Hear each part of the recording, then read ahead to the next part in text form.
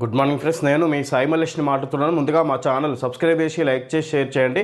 అదేవిధంగా ఈరోజు వార్తల్లోని ముఖ్యాంశాలు తెలుసుకుందాం. వెలుగు దినపత్రిక విధంగా ప్రధాన అంశాలు చూసుకుంటే ఇక్కడ ఈరోజు వార్తల్లోని విధంగా మహాశివరాత్రి ఈరోజు సందర్భంగా ప్రధాన ఆలయాలన్నీ ఇక్కడ భక్తులతో నిండిపోయే అవకాశం ఉన్నట్టుగా చూడవచ్చు. ఈరోజు ఉపవాసాలు జాగారాలతో ఇక్కడ ఆలయాలన్నీ ఇక్కడ భక్తులతో నిండిపోతున్నట్టుగా చూడవచ్చు. 5 కాళ్ళపైన అందరి గురి. ఈ విధంగా ఇక్కడ మార్చి 20న ఎమ్మెల్సీ ఎన్నికలు జరగబోతున్నాయి. ఎమ్మెల్యే కోటా కింద ఈ విధంగా ప్రస్తుతం ఉన్న ఎమ్మెల్సీల పదవీకాలం ముగియబోతుండడంతో కొత్తగా ఇక్కడ ఎమ్మెల్సీ ఎన్నికలు జరుగుతాయి. ఇక్కడ 5గురికి దానికి కాను ఇంకా ఎంతోమంది మాజీ ఎమ్మెల్యేలతో సహా పోటీ పడుతున్నట్టు చూడొచ్చు. ఈ ఎమ్మెల్సీలకు గాను అది ఎక్కువ మొత్తంలో పోటీ జరుగుతున్నట్టుగా చూడవచ్చు. వచ్చే ఎమ్మెల్సీ ఎన్నికలకు ఈరోజు మామూలుగా టీచర్ గ్రాడ్యుయేట్ ఎమ్మెల్సీ ఎన్నికలకు ప్రచారానికి తెర పడింది. నిన్న రేపు ఎమ్మెల్సీ ఎన్నికలు జరగబోతున్నాయి. టీచర్ గ్రాడ్యుయేట్ ఎమ్మెల్సీలు 3 స్థానాలకు గాను ఈ విధంగా ORR RRR మధ్య పరిశ్రమలను అనుసంధానం చేస్తాం, ఇక్కడ ఫార్మా కంపెనీలను ఏర్పాటు చేస్తాం అన్నట్టుగా HICC సదస్సులో బయో ఏషియా 2025 సదస్సులో పాల్గొని సీఎం రేవంత్ రెడ్డి మాట్లాడుకొచ్చారు. ఈ విధంగా దానివల్ల ఫార్మా కంపెనీల వల్ల ఏరియల్ రోడ్లు కూడా నిర్మిస్తాం. ORR RRR అనుసంధానించి ఏరియల్ రోడ్లను నిర్మిస్తాం, వాటికి ఇరువైపులా ఫార్మా కంపెనీలను ఏర్పాటు చేస్తాం అన్నట్టుగా సీఎం రేవంత్ రెడ్డి చెప్పుకొచ్చారు. తద్వారా ఉద్యోగ అవకాశాలు కూడా భారీగా పెరిగే అవకాశం ఉంది అన్నట్టుగా సీఎం రేవంత్ రెడ్డి మాట్లాడారు. నేడు మోడీతో భేటీ సీఎం రేవంత్ రెడ్డి భేటీ అయ్యే అవకాశం ఉంది. ఈ విధంగా ఏదైతే ప్రమాదం జరిగిందో టన్నెల్లో శ్రీశైలం ఎడమకాలకు సంబంధించి SLBC ప్రాజెక్ట్ టన్నెల్కి, ఆ ప్రమాదం సందర్భంగా నరేంద్ర మోడీ సీఎం రేవంత్కి ఫోన్ చేసి వివరాలు తెలుసుకున్న సందర్భంగా అపాయింట్మెంట్ కోరినట్టుగా చూసుకోవచ్చు సీఎం రేవంత్ రెడ్డి. ఆ సందర్భంగా ఇప్పుడు ఈరోజు మోడీని కలిసి వివిధ రాష్ట్రానికి రావాల్సిన నిధులు, ఈ విధంగా వివిధ అభివృద్ధి పనుల గురించి చర్చించే అవకాశం ఉన్నట్టుగా చూడవచ్చు. అదేవిధంగా ఇక్కడ మార్చి 1 నుంచి FSET అప్లికేషన్లు ఈరోజు నుంచి ప్రారంభమయ్యే FSET అప్లికేషన్లు ఇక అది మార్చి 1కి వాయిదా పడినట్టుగా చూసుకోవచ్చు. అవి ఇంజనీరింగ్, మెడికల్ వివిధ ఎంట్రన్స్ పరీక్షలకు గాను మార్చి 1 నుంచి అప్లై చేసుకోవచ్చు అన్నట్టుగా ఇక్కడ చూడొచ్చు. టన్నెల్లో పరిస్థితి ఏం బాగాలేదు. ఇంకా టన్నెల్లో ఇంకా 8 మంది అక్కడే చిక్కున్నారు. ఇక వాళ్ళ ఆచూకీ ఏమాత్రం తెలియలేదు. అక్కడ వాటర్ శాతం తక్కువగా, బురద శాతం ఎక్కువగా ఉన్న సందర్భంగా రెస్క్యూ సిబ్బంది, సహాయక సిబ్బంది ఏమాత్రం అడిగేసే పరిస్థితి కూడా లేదు. దానికి ప్రత్యామ్నాయ ఎలా వాళ్ళ పరిస్థితి తెలుసుకునే పద్ధతిని ఇంకా ప్రత్యామ్నాయ ఏమైనా ఉన్నాయా అవకాశాలు అన్నట్టుగా రాష్ట్ర ప్రభుత్వం భావిస్తున్నట్టు చూడొచ్చు. పిల్లల కిడ్నాపింగ్ ముఠా అరెస్టు. గుజరాత్ నుంచి పిల్లల్ని తీసుకొచ్చి హైదరాబాద్లో అమ్ముకుంటున్నారు. ఈ విధంగా ఆ ముఠాను అరెస్ట్ చేసిన హైదరాబాద్ పోలీసులు అన్నట్టుగా వార్త చూడొచ్చు. చేతనైతే దర్యాప్తు చేయండి, లేదంటే CBIకి ఇవ్వండి. ఫోన్ ట్యాపింగ్ కేసుపై రాష్ట్ర సర్కారుకు కేంద్ర మంత్రి కిషన్ రెడ్డి సవాల్. చేతనైతే దర్యాప్తు చేయండి, లేదంటే CBIకి అప్పచెప్పండి. ఫోన్ ట్యాపింగ్ కేసు దర్యాప్తుపై రాష్ట్ర ప్రభుత్వంపై కిషన్ రెడ్డి ఈ విధంగా మాట్లాడినట్టు చూడొచ్చు. వివరాలు ఇచ్చింది 8,422 కుటుంబాలే అన్నట్టు 3.56 లక్షలకు గాను 2% ఫ్యామిలీని నమోదు. ఇంకా KCR, KTR, హరీష్ రావు ఫ్యామిలీలు వాళ్ళు కులగణనలో ఇంకా వివరాలు తెలియజేయలేదు అన్నట్టుగా ఇక్కడ ఇచ్చారు. ఇక్కడ ఇంకా రేపటితో ఇది చివరి రోజుగా ఉన్నట్టుగా చూసుకోవచ్చు. కులగణన మరోసారి స్టార్ట్ చేసి 2వ విడతలో అది ఇంకా ముగిసే అవకాశం ఉన్నట్టుగా చూడవచ్చు రేపటితోటి. శ్రీశైలం సాగర్ను KRMBకి అప్పగించాలని ఆదేశించలేం. సుప్రీంకోర్టు ఏపీకి ఆదేశాలు జారీ చేసినట్టుగా చూసుకోవచ్చు. ఏ అధికారంతో అడుగుతున్నారు అన్నట్టుగా వీళ్ళు KRMBకి శ్రీశైలం ప్రాజెక్టును అప్పచెప్పాలన్న ఏపీ విజ్ఞప్తిని తోసిపుచ్చినట్టుగా చూడవచ్చు. ఈ విధంగా ఏ అధికారంతో అడుగుతున్నారు, దాన్ని ఏమాత్రం మనం కదిలించలేమన్నట్టుగా చెప్పుకొచ్చింది సుప్రీంకోర్టు. ఈ విధంగా సుత్తితో కొట్టి 5గురి హత్య. ఇది కేరళలోని తిరువనంతపురం జిల్లాలో దారుణం. విధంగా ఇంకా వివరాల్లోకి వెళ్తే మహాశివరాత్రికి ఆలయాలు ముస్తాబు. శివరాత్రిని పురస్కరించుకొని రాష్ట్ర వ్యాప్తంగా శివాలయాలు ముస్తాబయ్యాయి. భక్తులకు ఇబ్బందులు కలగకుండా అధికారులు ఏర్పాట్లు చేశారు. జనగణనకు వీలుగా సాంస్కృతిక కార్యక్రమాలు ఏర్పాటు చేస్తున్నారు. వేములవాడ శ్రీ రాజరాజేశ్వర స్వామి క్షేత్రంలో 27వ తేదీ వరకు మహాశివరాత్రి జాతర జరగనుంది. ఈ మహాజాతర కోసం ఆలయాన్ని విద్యుత్ దీపాలతో అలంకరించారు. సుమారు 5 లక్షల మంది భక్తులు వస్తారని అధికారులు అంచనా వేస్తున్నారు. సిద్దిపేట జిల్లా కుమ్రవెల్లిలో మల్లికార్జున స్వామి క్షేత్రంలో శివరాత్రి వేడుకలు నిర్వహించనున్నారు. ఇక్కడ పెద్దపట్నం వేడుక ఆకట్టుకోనుంది.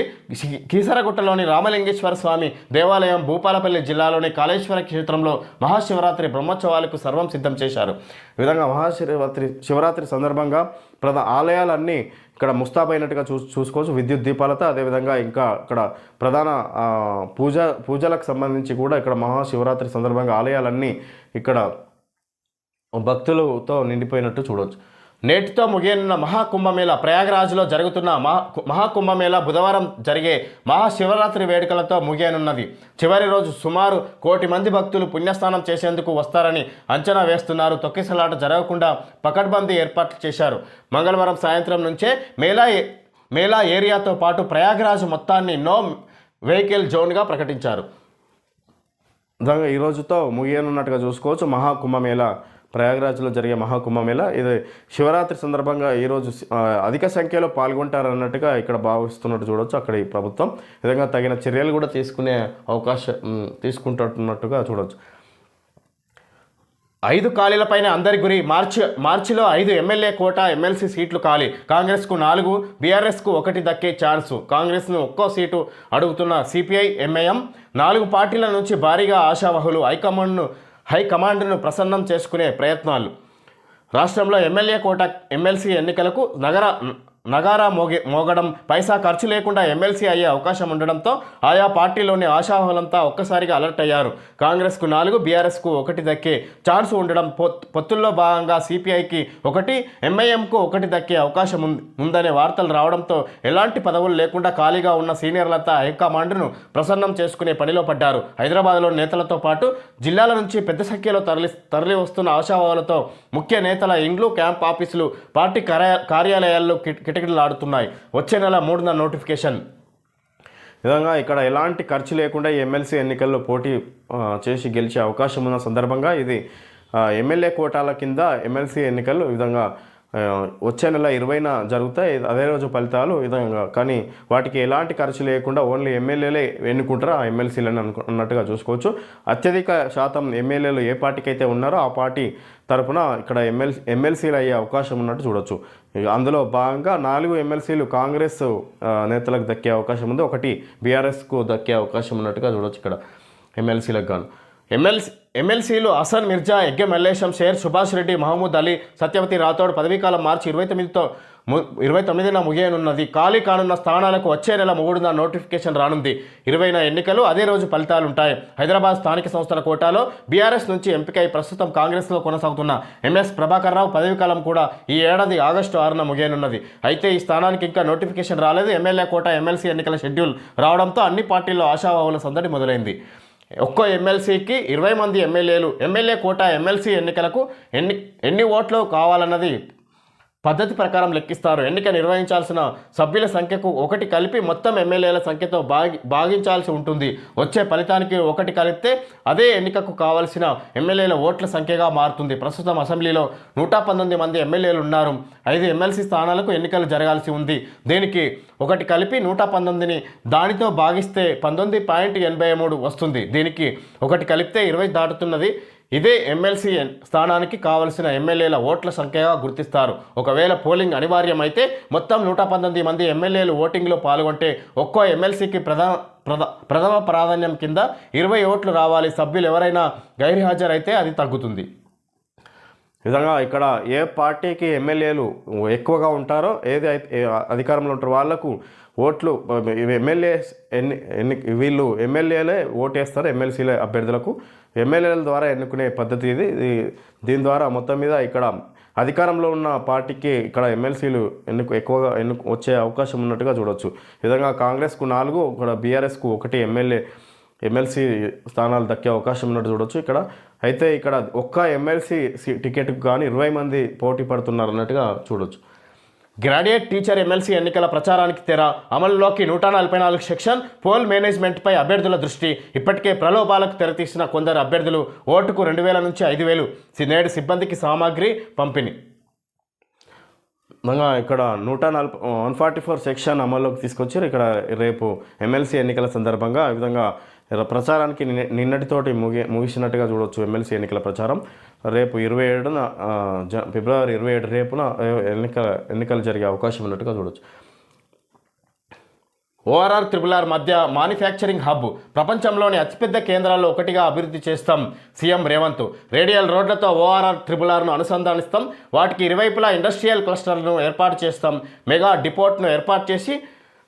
డ్రై పోర్టును ఏర్పాటు చేసి ఏపీలోని సీ పోర్టుకు కనెక్ట్ చేస్తాం. ఫ్యూచర్ సిటీ, ఏఐ సిటీతో పాటు ఎన్నో భారీ ప్రాజెక్టులు చేపడుతున్నాం. బయోఏషియా సదస్సులో సీఎం రేవంత్ రెడ్డి ప్రసంగం. మంగళవారం హైదరాబాద్లోని హెచ్ఐసిసిలో నిర్వహించిన బయోఏషియా సదస్సులో మాట్లాడుతున్న సీఎం రేవంత్ రెడ్డి. విధంగా ఇక్కడ బయోఏషియా సదస్సులో పాల్గొని సీఎం రేవంత్ రెడ్డి మాట్లాడుకొచ్చారు. ఇక్కడ రానున్న రోజుల్లో పరిశ్రమలు అధిక సంఖ్యలో ఫార్మా కంపెనీలు నెలకొల్పుతాం. తద్వారా ఉద్యోగ అవకాశాలు కూడా పెరిగే అవకాశం ఉంది, అత్యధిక స్థాయిలో అధిక మొత్తంలో అన్నట్టుగా చెప్పుకొచ్చారు.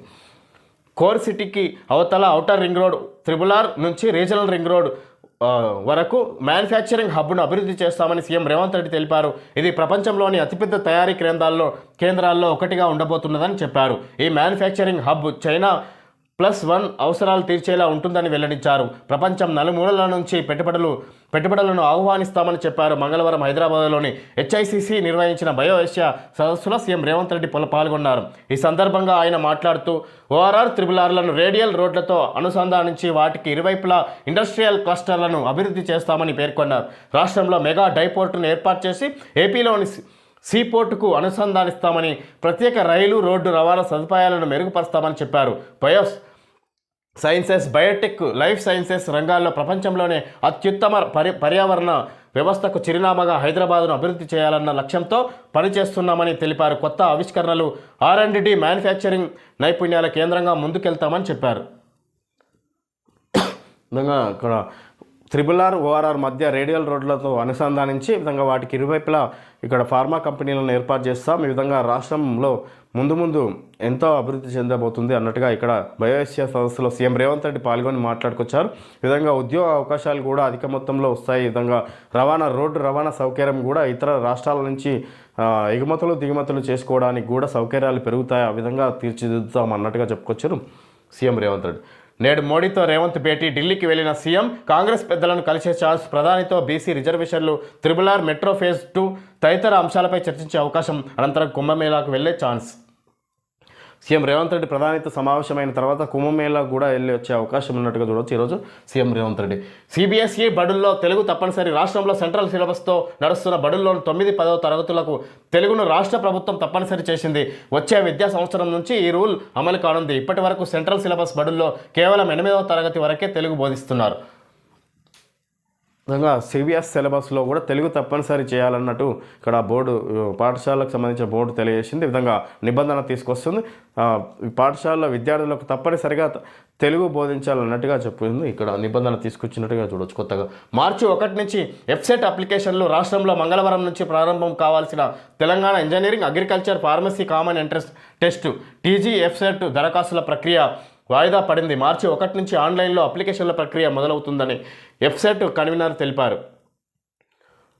మార్చి 1 నుంచి వెబ్సైట్ అప్లికేషన్లు నిన్నటి నుంచి ప్రారంభమయ్యేది ఉండే దాన్ని మార్చి 1కి పోస్ట్పోన్ చేసినట్టుగా చూడొచ్చు. ఈ విధంగా ఇంజనీరింగ్, మెడికల్ అభ్యర్థులు ప్రవేశాల కోసం దరఖాస్తులు చేసుకోవడానికి ఇక్కడ మార్చి 1 నుంచి అవకాశం ఇస్తున్నట్టుగా చూడొచ్చు. షుగర్ వ్యాధికి నేచురల్ మెడిసిన్. రాష్ట్రానికి చెందిన startup company purple life sciences షుగర్కు నేచురల్ మెడిసిన్ను తయారు చేస్తుంది. పర్పుల్ కార్న్ పసుపు మెంతుల నుంచి తీసిన కాంపోనెంట్స్తో మందు తయారు చేశామని, ఇది ట్రయల్స్ దశలో ఉన్నదని కంపెనీ నిర్వాహకులు తెలిపారు. విధంగా షుగర్ వ్యాధికి నేచురల్ మెడిసిన్. రాష్ట్రానికి చెందిన startup company purple life sciences షుగర్కు నేచురల్ మెడిసిన్ను తయారు చేస్తున్నది. విధంగా షుగర్ సంబంధించి ఈ విధంగా మందును తయారు చేసింది అన్నట్టుగా చూడొచ్చు. ఈ విధంగా దీనికి సంబంధించి పర్పుల్ కార్న్ పసుపు మెంతుల నుంచి తీసిన కాంపోనెంట్స్తో మందు తయారు చేశామని, ఇది ట్రయల్స్ దశలో ఉన్నదని కంపెనీ నిర్వాహకులు తెలియజేశారు. రాష్ట్రానికి చెందిన startup company purple life sciences company షుగర్కు నేచురల్ మెడిసిన్ని తయారు చేస్తున్నది అన్నట్టుగా చూసుకోవచ్చు. షుగర్ వ్యాధికి సంబంధించి నేచురల్ మెడిసిన్ని తయారు చేస్తుంది. ఇది startup company purple life sciences అనే షుగర్కు చెందిన కంపెనీ. అంటే షుగర్ వ్యాధికి నయం కావడానికి గాను ఇక్కడ నేచురల్ మెడికల్ని మందును తయారు చేసినట్టుగా ఇక్కడ వార్త చూడొచ్చు. పిల్లల కిడ్నాపింగ్ ముఠా అరెస్ట్. గుజరాత్ నుంచి తీసుకొచ్చి తెలంగాణ, ఏపీలో అమ్మకం. ఆడపిల్లలకు 3 లక్షలు, మగబిడ్డకు 5 లక్షలు. అంతర్రాష్ట్ర చైల్డ్ రాకెట్ ముఠా గుట్టురట్టు. హైదరాబాద్లో 11 మందిని అరెస్ట్ చేసిన పోలీసులు. 4 పిల్లలను రక్షించి హోంకు తరలింపు. విధంగా గుజరాత్ నుంచి తీసుకొచ్చి హైదరాబాద్లో విక్రయిస్తున్నారు. ఆడపిల్లలకు 3 లక్షలు, మగపిల్లలకు 5 లక్షలు వసూలు చేస్తున్నారు ఈ ముఠా. ఈ విధంగా ముఠాను అరెస్ట్ చేసినట్టుగా చూడొచ్చు హైదరాబాద్ పోలీసులు. చేతనైతే దర్యాప్తు చేయండి, లేదంటే సిబిఐకి ఇవ్వండి. ఫోన్ ట్యాపింగ్ కేసుపై రాష్ట్ర సర్కారుకు కేంద్ర మంత్రి కిషన్ రెడ్డి సవాల్. ఎవరి హయాంలో నిందితులు విదేశాలకు వారిపోయారని ప్రశ్న. విచారణ కోరిందే మేమెందుకు అడ్డుకుంటాం, సిబిఐకి అప్పగిస్తే కేసును తేల్చేస్తామని వెల్లడి. విధంగా చేతనైతే దర్యాప్తు చేయండి, లేదైతే ఫోన్ ట్యాపింగ్ కేసును సిబిఐకి అప్పగించాడండి అని కాంగ్రెస్ ప్రభుత్వానికి హెచ్చరిస్తున్నాడు. ఈ విధంగా కిషన్ రెడ్డి, మీరు జాతగాక మా మీద పడేస్తారు, ఎవరి హయాంలో వాళ్ళు విదేశాలకు పారిపోయారు అన్నట్టుగా ఇక్కడ కిషన్ రెడ్డి మాట్లాడుకొస్తున్నారు.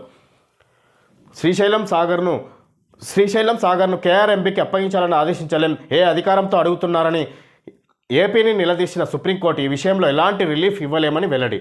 విధంగా శ్రీశైలం సాగర్ను కేఆర్ఎంబీకి అప్పగించాలని ఆదేశించలేం, ఏ అధికారంతో అడుగుతున్నారని ఏపీని నిలదీసిన సుప్రీంకోర్టు. ఈ విషయంలో ఎలాంటి రిలీఫ్ ఇవ్వలేమని వెల్లడి. విధంగా ఏ అధికారంతో అడుగుతున్నారు, ఇక్కడ సాగర్, శ్రీశైలంను కేఆర్ఎంబీకి అప్పగించాలన్నట్టుగా సుప్రీంకోర్టు ఏపీకి వార్నింగ్ ఇచ్చినట్టుగా చూడొచ్చు. వివరాలు ఇచ్చింది 8,422 కుటుంబాలే. 3.56 లక్షలకు గాను 2% ఫ్యామిలీలే నమోదు. కులగణనలో మిస్ అయిన వాళ్లకు ఎల్లుండి ఆఖరి తేదీ. ఇంకా వివరాలు ఇవ్వని కేసీఆర్, కేటీఆర్, హరీష్ రావు. సమగ్ర కులగణన సర్వేలో వివరాలు ఇవ్వని కుటుంబాల కోసం రాష్ట్ర సర్కారు రీసర్వే సైతం చేపట్టినా సరైన స్పందన మాత్రం రావడం లేదు. రాష్ట్రంలో మిగిలిపోయిన 3,56,323 కుటుంబాల వివరాలను రెండోసారి సర్వేలో సేకరించాల్సి ఉండగా ఇప్పటి వరకు 8,422 కుటుంబాల వివరాలు ఎంట్రీ చేయించుకున్నాయి. కులగణన రీసర్వే ఈ శుక్రవారంతో ముగియనుండగా ఆలోపు ఎంతమంది స్పందిస్తారన్నది మాత్రం ప్రశ్నార్థకంగా మారింది. విధంగా 3,56,233 మంది ఇంకా వివరాలు ఇవ్వాల్సిందిగా ఉండగా 8,422 కుటుంబాలు మాత్రమే వివరాలు ఇచ్చారు. ఎల్లుండితో ఈ కులగణన రీసర్వే ముగియని ఉండగా ఇంకా ఎంతమంది సర్వేలో పాల్గొనే అవకాశం ఉంది అనేది ఇక్కడ ప్రశ్నార్థకంగా మారింది అన్నట్టుగా ఈ సర్వేకి సంబంధించి మాట్లాడుతున్నారు. ఈ విధంగా హరీష్ రావు, కేసీఆర్ ఈ సర్వేలో పాల్గొనలేదు ఇప్పటి వరకు అన్నట్టుగా, ఇక వివరాలు సమర్పించలేదు అన్నట్టుగా తెలియజేశారు. సుత్తితో కొట్టి 5గురి హత్య, నిందితుడు అఫాన్. మృతుల్లో తమ్ముడు, ప్రేయసి, పెద్దనాన్న, పెద్దమ్మ, నానమ్మ. కొద్ది గంటల్లోనే 3 చోట్ల మర్డర్లు చేసిన యువకుడు, ఆపై ఎలికల మందు తాగి పోలీసుల వద్దకు నిందితుడు. కేరళలోని తిరువనంతపురం జిల్లాలో దారుణం. విధంగా కుటుంబ సభ్యులను చంపి అతడు పురిల మంది దాగి పోలీస్ స్టేషన్కి వెళ్ళిన ఘటన కేరళలోని తిరువనంతపురంలో జరిగినట్టు చూడదు. టన్నెల్లో పరిస్థితి ఏమీ బాగాలేదు. మీడియాతో మాట్లాడుతున్న మంత్రి ఉత్తమ్, పక్కన డిప్యూటీ సీఎం బట్టి, మంత్రులు జూపల్లి, వెంకటరెడ్డి. ప్రమాదం జరిగిన చోటు చాలా క్లిష్టమైంది. మంత్రి Uttam, air supply pipe line పూర్తిగా ధ్వంసమైంది. 10,000 క్యూబిక్ మీటర్ల మేర బురద, అది తీయడమే పెద్ద టాస్క్. నేటి రాత్రి వరకు కన్వేయర్ బెల్ట్ను అందుబాటులోకి తెస్తాం. లోపల చిక్కుకున్న వారిని కాపాడేందుకు సర్వశక్తులు ఒడ్డుతున్నాం. ఎస్ఎల్బీసీని 10 ఏళ్లు పట్టించుకొని బీఆర్ఎస్ ఇప్పుడు దిగజారి ఆరోపణలు చేస్తున్నదని ఫైర్. 4 రోజులుగా ఘటనా స్థలం వద్దే మంత్రులు సహాయక చర్యలపై ఎప్పటికప్పుడు ఆఫీసర్లతో సమీక్షలు. ఎస్ఎల్బీసీ టన్నెల్లో ప్రతికూల పరిస్థితులు నెలకొన్నాయని, ప్రస్తుతం అక్కడి పరిస్థితి ఏమాత్రం బాగాలేదని ఇరిగేషన్ శాఖ మంత్రి ఉత్తమ్ కుమార్ రెడ్డి విచారం వ్యక్తం చేశారు. ప్రమాదం జరిగిన చోటు చాలా క్లిష్టమైందని తెలిపారు. మంగళవారం సాయంత్రం డిప్యూటీ సీఎం మల్లు భట్టి విక్రమార్క, మంత్రులు కోమటిరెడ్డి వెంకటరెడ్డి, జూపల్లి కృష్ణారావు, అచ్చంపేట ఎమ్మెల్యే వంశీకృష్ణతో కలిసి మంత్రి ఉత్తమ్ కుమార్ రెడ్డి టన్నెల్లో సహాయక చర్యలను పరిశీలించారు. విధంగా ఉత్తమ్ కుమార్ రెడ్డి, ఇక్కడ జూపల్లి కృష్ణారావు, అదేవిధంగా డిప్యూటీ సీఎం బట్టి విక్రమార్క, కోమటిరెడ్డి వెంకటరెడ్డి ఈ విధంగా మీడియా సమావేశం ఏర్పాటు చేసి విధంగా టన్నెల్లో పరిస్థితి ఏం బాగలేదు, ఆ 8 మంది ఆచూకీ తెలుసుకునే అవకాశం లేదన్నట్టుగా ఇక్కడ చెప్పుకొస్తారు. ఇంకా సహాయక చర్యలు కొనసాగుతూనే ఉన్నాయి అన్నట్టుగా మీడియా సమావేశంలో వివరాలు వెల్లడించినట్టుగా చూడవచ్చు. ఓకే ఫ్రెండ్స్, ఈరోజు వార్తల్లోని ముఖ్యాంశాలు తెలియజేయడం జరిగింది. Thank you friends.